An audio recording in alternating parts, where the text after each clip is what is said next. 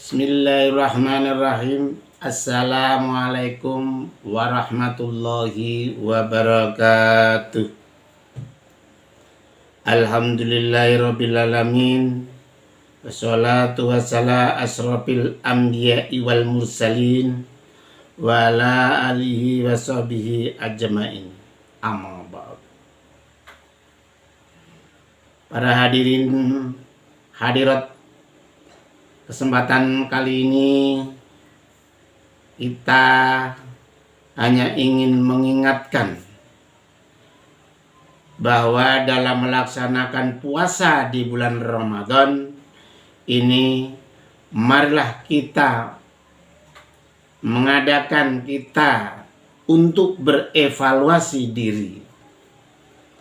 Kenapa harus demikian berevaluasi? Barangkali secara jujur, walau agak berat, saya harus berkata masih banyak di antara kita umat Islam khususnya yang di dalam melaksanakan ibadah puasa maupun ibadah-ibadah lainnya ini adalah terjebak pada dalam rutinitas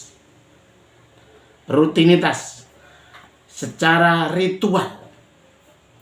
Apa itu rutinitas ritual? Dalam bahasa kita agak susah ya.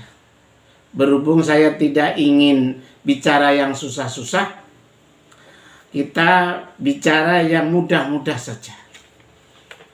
Jadi yang mudah-mudah. Maksud saya banyak di antara kita yang umat Islam, saudara kita yang di dalam melaksanakan suatu ibadah hanya dengan prinsip asal sekedar gugur melaksanakan kewajibannya saja.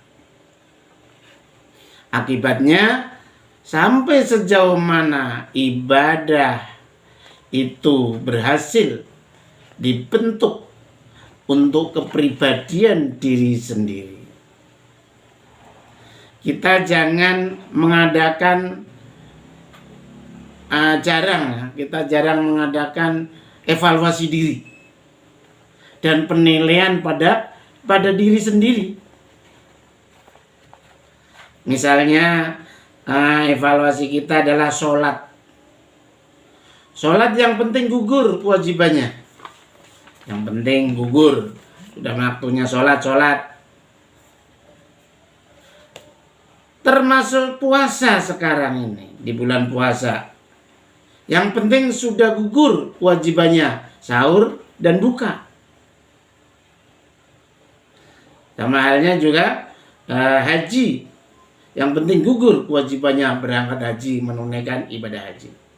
Maka jangan heran kalau itu yang jadi prinsip ibadah tidak punya dampak dalam membentuk kepribadian diri sendiri.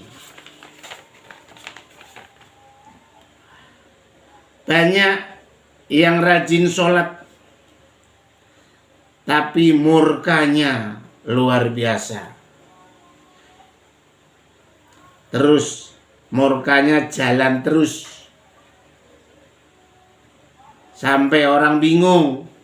Yang sholat, yang bohong, ya itu juga. Yang nyolong, itu juga. Ya korupsi itu negara urusan lah. Kita pokoknya yang pembohong lah, pembohong. Itu juga, tapi dia juga rajin sholat. Puasanya juga tekun.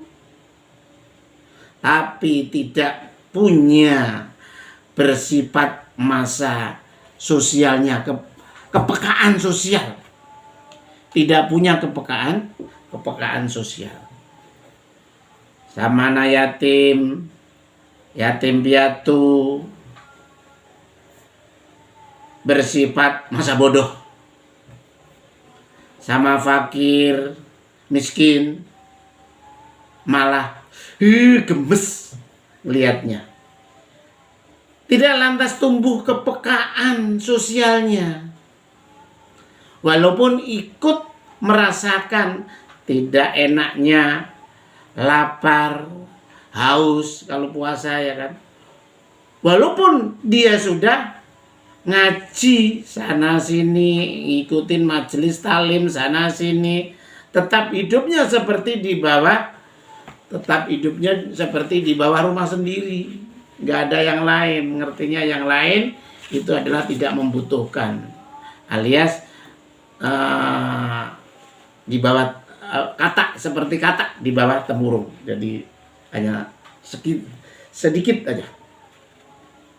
Atau dilihat jadi picik, atau pandangannya itu sempit atau dangkal.